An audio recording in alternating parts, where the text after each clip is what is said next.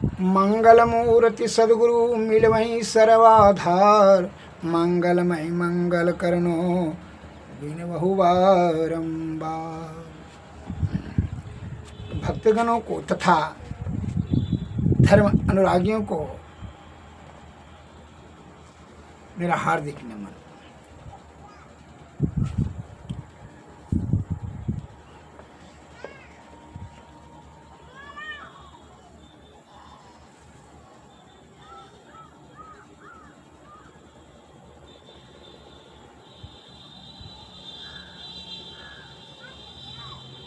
योग शिखोपनिषद में यह पद आया है, योगिहीनम कथम ज्ञानम मोक्षदम भवति अभो, योगो अपि ज्ञानहीनम अस्तु नो क्षमो मोक्ष कर्मणि, तस्मात् ज्ञानम च योगम च मोक्ष दृढ़ अभ्यास है। अर्थात योगहीन ज्ञान मोक्ष प्रद भला कैसे हो सकता है, उसी तरह ज्ञान रहित योग भी मोक्ष कार्य में समर्थ नहीं हो सकता।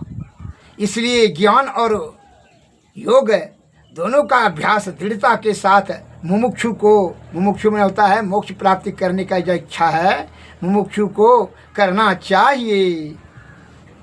यह योग शिखोपनिषद कृष्ण यजुर्वेद के अध्याय 1 से कहा गया है सत्संग योग में। दूसरा पॉइंट में बताते हैं,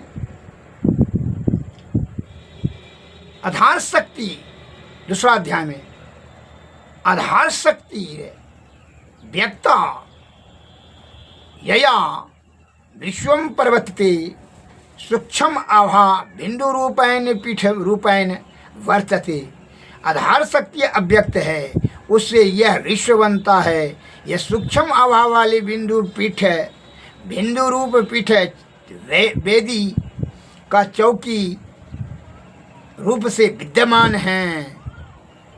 बिंदु पीठ का भेदन करके नादलिंग उपस्थित होता है। बिंदु पीठम विनिर्भेद्य नादलिंगम उपस्थितम। इस पर मैं एक लघु कथा के माध्यम से बताना चाहता हूँ देश दुनिया के वासियों को कि ज्ञानहीन, योगहीन और ज्ञान मोक्ष प्रद भला कैसे हो सकता है। इसलिए ज्ञान और योग ही मोक्ष कार्य करने में सामर्थ्य नहीं हो सकता। इसलिए दोनों का अभ्यास दृढ़ता से करना चाहिए।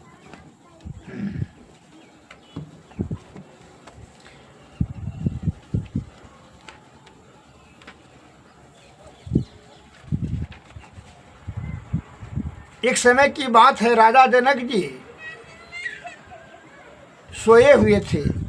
वो सपना में देखे, जबकि ज्ञानवान थे राजा जनक, लेकिन योग से विहीन थे।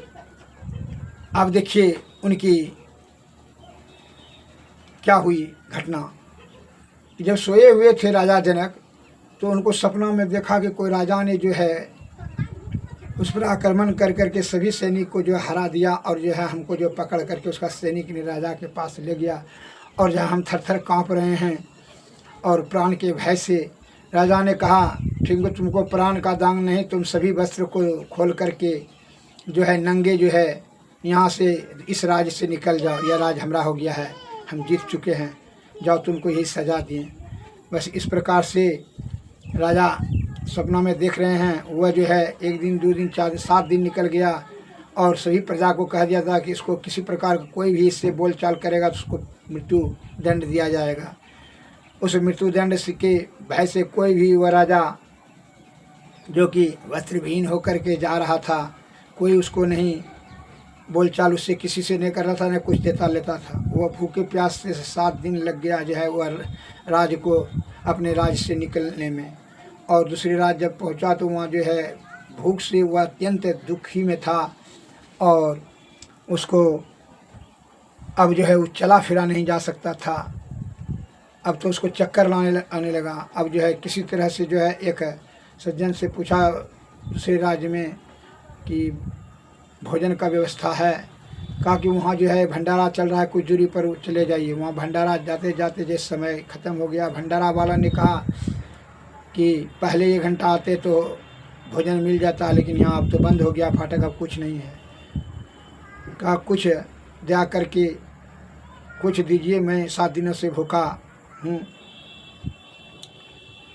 तो बावर्ची ने दया कर के हंडी से खरोच कर के थोड़ा सा खिचड़ी हाथ में दिया। वह खिचड़ी जैसे वो खाने वाला था तो चिल ने भी उसको झपट्टा मार कर के लेके भाग गया, नीचे में गिर गया।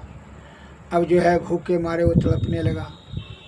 अब क्या करेगा, राजा जनक ने इतने में देखा वह थर-थर काँप रहा है और वह आँखों से आंसू गिर रहा है, अत्यंत दुर्बल हो गया है और वह किसी प्रकार का कोई उसको भोजन ही नहीं मिल रहा है।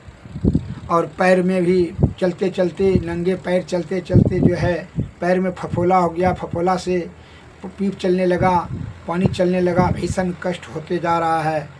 और इस प्रकार से राजा जनक थर-थर करते हुए आगे बढ़ रहा है, भूखे प्यासे, अत्यंत दुख के साथ। बुला नहीं जाता है, पैदल चला नहीं जाता है, फिर भी जो है वह किसी तरह जो है वह चला जा रहा है नंगड़ाते हुए। तब जो है वह बेहोश होकर के गिर गया और जैसे गिर गया बस उसका नींद टूट गया। नींद टूट गया तो जो है वह धक धक करने लगा उसका छाती। रानी सब जो है देखी कि राजा साहब बड़ा घबराहट और बेचैनी में हैं। जो है उठ करके रानी साहब ने पूछा, रानी साहब और नोड़ीदासी ने, क्या हुआ महाराज? तो कहा, उसका हृदय गति देखा कि बहुत तीव्र गति में चल रहा है। उसने कहा कि हम जो है, उसके मुँह से यही निकला कि यह सच की वह सच। वो देखा कि अब तुम राजा हैं, यह सच की वह सच। इस प्रकार से वह मुँह से यही बोलने लगा, लेकिन रानी और दासी क्या समझे। राजा साहब ने घोषणा कर दिया कि इस बात का जो भी प्रश्नों का जवाब दे देंगे कि यह सच की वह सच, तो मैं उसको गुरु मान लूँगा और आधा रात दे दूँगा। इस प्रकार से घोषणा सुन करके के बड़े बड़े धुरंधर सब विज्ञानी पंडित महापंडित सब पहुँचे आधा राज, और राजा जनक का ज्ञान गुरु बनने के लिए ललसा से वहाँ उसके दरबार में आए। लेकिन उसने किसी ने भी नाना प्रकार का तर्क दिए, लेकिन किसी से उत्तर से संतुष्ट नहीं हुए राजा साहब कि यह सच की वह सच। किसी ने राजा साहब ने मन में विचार किया कि जो है वैसे नहीं होगा। कई दिन, महीना दिन, 2 महीना हो गए, लेकिन फिर भी कोई जवाब, क्योंकि अब जो है हम ही को चल कर करके गुरु खोजना होगा। बिना गुरु से हम जो है मुक्ति नहीं होगा, समाधान, समस्याओं का समाधान होगा, जुक्ति नहीं मिलेगा, जुक्ति से अपना मुक्ति नहीं मिलेगा। केवल ज्ञानी से क्या होगा। मैंने विचार करके कहा कि चलो अब जोग गुरु खोजेंगे। तो ठीक है, मैंने विचार करके रथ पर जा रहे थे तो देखा कि एक अष्टावक ऋषि निंगड़ाते हुए 8 अंग जिसका टेढ़ा था, वो निंगड़ाते हुए रास्ता रथ बुला राजा जनक साहब आ रहे थे। रथ पर चढ़कर उससे पूछा, राजा जनक साहब के जो सारथी ने कहा, रोडे के बीच में जा रहा था अष्टावक ऋषि, कहा, अरे अंधा है, तुम दिखाई नहीं पड़ता कि राजा सवार हैं? क्योंकि तुम अंधा हो, तुम्हारा राजा अंधा है जो रथ पर बैठा हुआ है। उससे रास्ता नहीं मांगा जाता है जो अपाहिज है, और उसको रास्ता दिया जाता है। इतना तो शिष्टाचार नहीं मालूम है, जो रथ पर बैठा हुआ उसको भी मालूम नहीं है। अंधा तो तुम दोनों में से, तुमको दोनों अंधा लग रहे हो, जो कि रास्ता मांगते हो एक अपाहिज आदमी से, उसको रास्ता दिया जाता है कि मांगते हो।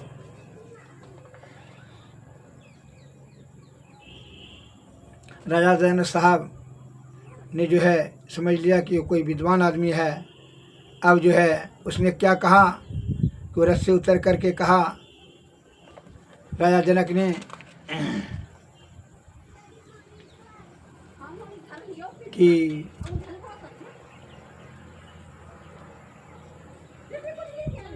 कि आप कौन हैं? कहा दिखते दिखते नहीं हो, अष्टावक्र ऋषि में हूँ, क्या बात है। राजा जनक ने सोचा कि कोई ये साधारण आदमी नहीं है। राजा जनक रथ से उतर कर करके, तो तुम कौन हो? राजा ने बोले, तो मैं राजा जनक हूँ।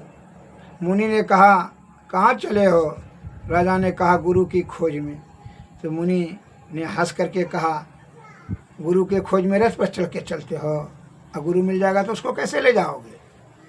क्योंकि इस रथ पर ले जाएंगे। तो मिल गया, चलो। बोले चलो, तुम जो है जो प्रश्न का खोज के लिए गुरु करने के लिए जा रहे हो, प्रश्न का जवाब हम देंगे। चलो राजे। महल में सिंहासन पर बैठ करके वह राजा अष्टावक्र ऋषि रथ पर चढ़ गया और राजा पैदल चलने लगा। पैदल जाने लगा। सभी राज कर्मचारी सबने देखा, बड़ा आश्चर्य किया कि अष्टावक्र जो है पैदल जो है राजा साहब चल रहे हैं और अष्टावक्र रथ पर चल रहे हैं। राजमहल आता अष्टावक्र मुनि को रथ पर उतरा तो उसके हाथ पैर और कान मुंह नाक सफेद से चढ़े थे। देख करके सभी सभासद हंस पड़े। वहाँ जो सभा बैठे हुए थे पंडित महापंडित धुरंधर विद्वान सब वो हंस पड़े उसका 8 अंक टेढ़ा देख कर करके। अब जो है अष्टावक्र वीर ऋषि जो है बहुत बड़ी जोर जोर से हंस पड़े। तो राजा के सिंहासन पर जाकर बैठ गया। राजा साहब बड़ा सत्कार से उसको बैठाए। तो सभी सभा ने पूछा कि आपका हंसने का क्या कारण था? क्योंकि तुम लोग क्यों हंसे? क्योंकि तुम आपका जो है ना 8 अंग देख करके हंसे। इसलिए हम यही देख करके हंसे कि यहाँ राजा जनक सुने थे कि विद्वान हैं, राजा जनक के विज्ञानी ब्रह्मवेता आत्मदर्शी, लेकिन यहाँ सभा में पहुँचे हुए हैं। लेकिन यहाँ आने के बाद जो है हमको पता हुआ, बड़ा निराशा हुआ। यहाँ से देखता हूँ कि सब के सब चमार बैठे हुए हैं। राजा जनक ने विस्मयपूर्वक कहा, महाराज आप ऐसी बात क्यों कर रहे हैं? मुनि ने उत्तर दिया, अगर कोई आत्मविद्ध होता, आत्मज्ञानी होता, यथार्थ में कोई ब्राह्मण होता तो वह ब्रह्म की पहचान करता। ब्रह्म की पहचान करने वाला ही ब्राह्मण होता है। चमड़े और हड्डी को पहचान करने वाला तो भला चमार ही तो होता है, और दूसरा कौन हो सकता है? इन सभासदों ने चमड़े को हड्डी को देख करके पहचान करके ये तो अंग टेढ़ा है, तो इसलिए ना हंसा। तब इसलिए हम तो हंस रहे हैं, यहाँ सब चमारे हैं। क्या जो ब्रह्म ज्ञानी रहता है तो आत्मा का जो है शरीर तो नहीं देखता है, आत्मा देखता है, ज्ञान देखता है। लेकिन ज्ञानी तो का जैसे तकिया अनेक रूपों में हो, लेकिन उसका जो है रूही तो एक ही है रूप में। उसी प्रकार नाना प्रकार का अंग टेढ़ा, काला, गोरा, सब पीला, सब आदमी है, लेकिन सभी जीव है। लेकिन जीवात्मा तो सब एक ही है। यह जीवात्मा तो अंग देख करके जो चमारे देखेगा, चमड़ी और हड्डी चीने वाला चमारे ना होगा जी। विद्वान होगा तो विद्या नहीं देखेगा, ज्ञान नहीं देखेगा, चैतन्य जीवन नहीं देखेगा इसका जीव कैसा है। समों के अंदर में एक ही करूँ। इस तरह से जवाब सुन कर करके सभी आश्चर्यजनक होकर के चुप हो गए। सभी का आत्मा का स्वरूप तो एक ही है। राजा जनक समझ गए कि यह कोई सामान्य व्यक्ति नहीं है। उन्होंने महाराज कहा, महाराज जब आप मेरी जिज्ञासा उसका समाधान किया जाए। मुनि ने कहा, पूछो। राजन ने कहा, यह सच की वह सच। मुनि ने अल्पकाल में ही आंख बंद कर करके कहा कि ना यह सच है ना वह सच है। या आप क्या कह रहे हैं, खुलासा कीजिए। मुनि ने कहा, राजन जिस प्रकार तुम्हारे राज्य पर किसी राजा ने कोई चढ़ाई की थी, घनघोर युद्ध हुआ था, तुम हार गए, सभी पर तो अलंकार तुमको छोड़ने पड़े थे। एक कोपिन पहन कर करके 7 दिनों तक भूखा रहा, पैरों पर फफोले हुए भूख प्यास, वो सभी उसी का बात सब बता दिए। उनको जो है आश्चर्य लगा, ध्यान आंख बंद करके। राजा ने कहा, यहाँ याद तो है, लेकिन क्या स्थिति अभी है? ऐसा तो नहीं। तब मुनि ने कहा, जिस वस्तु का तुम उस अवस्था में थे, क्या अभी अवस्था में तुम्हारी है? राजा ने कहा, नहीं। तो नहीं, सच नहीं है। यस, राज वैभव है? राजा ने कहा, नहीं। तो राज वैभव कहाँ है? तो अब तो मैं कंगाल हूँ। मुनि कहा कि उस कंगाल की व्यवस्था भी अभी आपको राज है? तो नहीं। तो कंगाल वाली अवस्था नहीं है, इसलिए यह न सच है न वह सच है। अब जो अवस्था के लिए है अवस्था यह झूठी है, और अवस्था के लिए वह अवस्था झूठी है, इसलिए न सच यह है न वह सच है। राजा ने कहा, महाराज तब सच क्या है? मुनि ने बोला, कंगाल कौन था? राजा ने कहा, मैं था। मुनि बोले, अभी राजा बना कौन बैठा है? राजा ने कहा, मैं हूँ। मुनि बोले, तब तुम ही सच, तब भी तुम भी थे और अब भी तुम ही हो, इसलिए तुम सच हो। तो यह तुम जो सच हो, यह सच को परमात्मा से मिला दो, सत्य का सत्य से संग हो जाएगा, यही यथार्थ में सत्संग होगा, तुम्हारे सारे कलेश मिट जाएंगे। तुम जो सोचते हो कि मैं राजा हूँ, यह भी सच नहीं, तो राजा रहेगा सब दिन नहीं। वह जो भिखमंगा हो गया था, हमको किसी ने चढ़ाई कर करके हम भिखारी हो गया, जो फफोले पड़ गया, एक भी हुआ था नहीं सपना में, तो वह भी नहीं सच है, यह भी सच नहीं। सच को तुम हो मैं, तो मैं जब तुम्हें वह भी मैं, तो मैं तो एक सच है, तो जीवात्मा, जीवात्मा सच है, तो जीवात्मा को सत्य को सत्य में मिला दो, परम सत्य में मिला दो, बस एक ही सत्य यही है। ऐसी सब बाकी बात सब है माया है। इसलिए रामायण में तुलसीदास जी ने लिखा है, गौ गोचर जहाँ लग जाई सब माया जानो भाई। इसलिए कहता है इंद्रियातीत होकर अंतर्मुखी अंतर साधना से ही ब्रह्म की प्राप्ति है। जीवात्मा को होगा तभी इसके मन माया और काया की कुसंगति में आकर विषया आसक्त होकर के नाना प्रकार को दुख को भोगता है। सपना में क्रोध, काम क्रोध, मद मोह लोभ ईर्षा मत्सर दिखते हैं, रूप रस गंध शब्द स्पर्श, बुढ़प्पा रोग शोक संताप ताप पाप भग में उल्टा टेंगरी लटकना, जन्म मरण के चक्कर में फंसना, त्रैताप दैहिक दैविक बहुत, ये सभी जो है यह जीव आत्मा को ही भोगना पड़ता है मन माया और काया की संगति में। यह तीनों पर्दों के पीछे चला आया शब्द अंधकार प्रकाश और शब्द मंडल के पीछे, ये जो है इसलिए एक सत्य यही है जीवात्मा। ये तो शरीर जरूर करेगा, ये तो निश्चित है। इसलिए जीवात्मा को परम आत्मा की प्राप्ति कराने के लिए सद्गुरु से यह जुक्ति जाने और ज्ञान योग और योग दोनों का अभ्यास करें, ज्ञान और योग का दोनों का दृढ़ता से अभ्यास करें तो क्या होगा, तभी आपका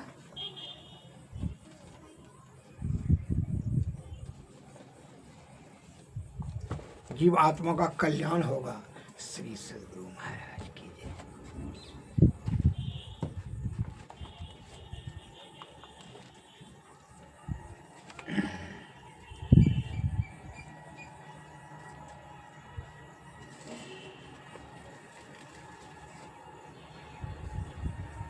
ये सभी के दुखों का जो है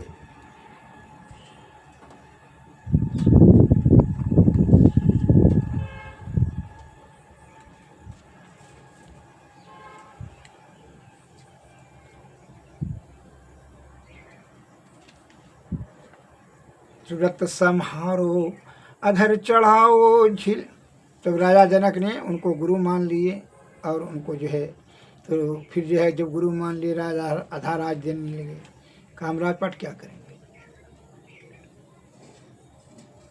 उनको उसी दिन से वह गुरु मानो उनको दीक्षा दिए और जो है अंतः साधना और इंद्रियातीत होकर के विषय के परे रह करके उनको तब विधेय का उपाधि हुआ। विधेय के परे होकर के इंद्रियातीत अंतर्मुखी अंतर साधना से हुआ जो है में लीन हो गई। फिर जो है उनको यह आसक्ति नहीं रहा, यह गुरु का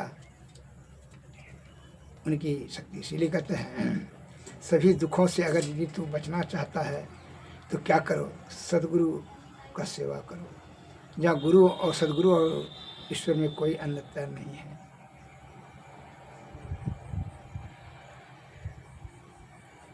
समय गया फिरता नहीं, झटही करो निज काम, जो बीता सो बीतिया अबहु गहो गुरु नाम। संत मता बिनु गति नहीं, सुनो सकल दे कान, जो चाहो उद्धार को बनो संत संतान। मैं ही भेद यह संत मता गाय कर गाय, सबको दियो सुनाए कि अब तू रहे चुपाए। सुरत समारो अधर चढ़ाओ, झिलमिल ज्योत जगाओ री।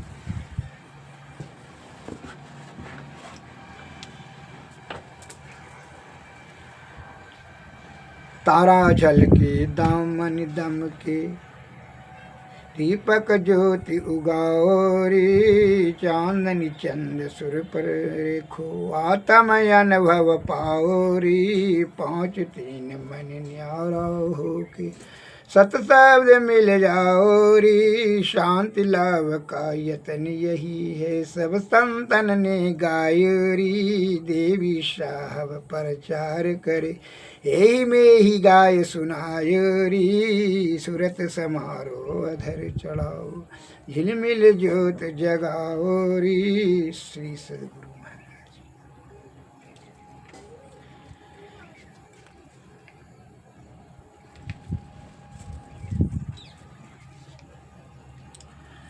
सद्गुरु सुख के सागर, सुगुण सागर, ज्ञान उजागर है। अंतर पथगामी यति निहकामी, अंतर जामी है। त्रैगुण पर जोगी, हरि रस भोगी, अति निहसोगी है। फिर बुद्धि सुजाना, यति सयाना, धीर धवनि ध्याना, सो धवनि सारा, मही नियर सद्गुरु धारे है।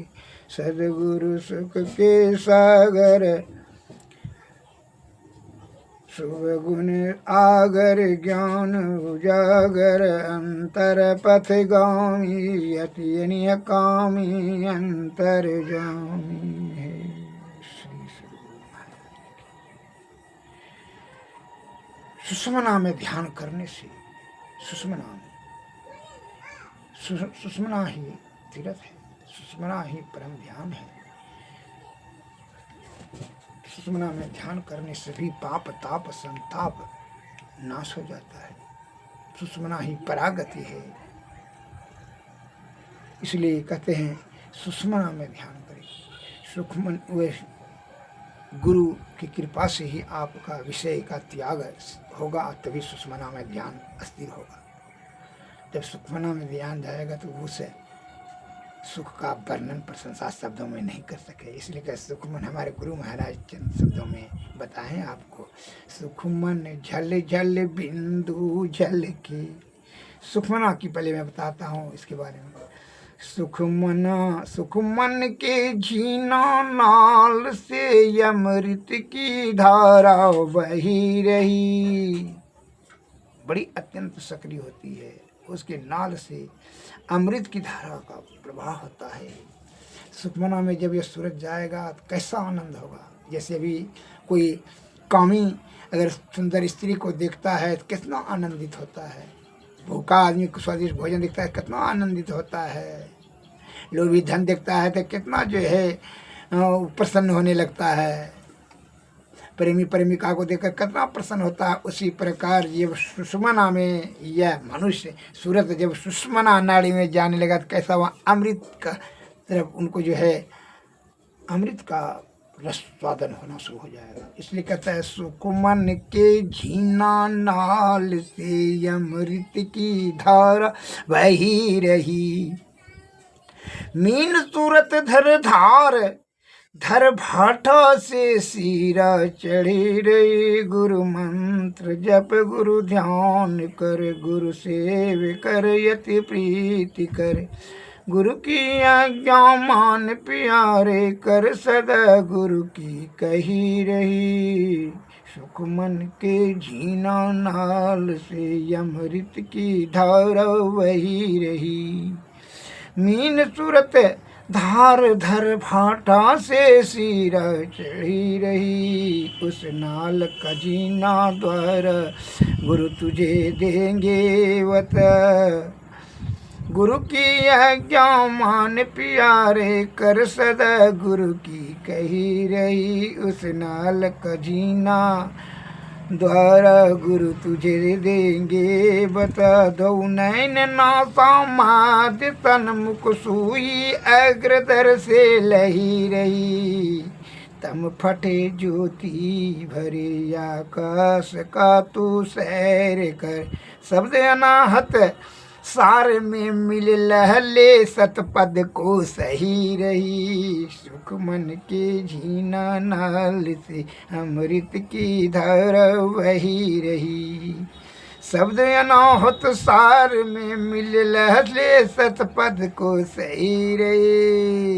दुख दर्द भव के सब मिटे सतगुरु चरण नित से ही।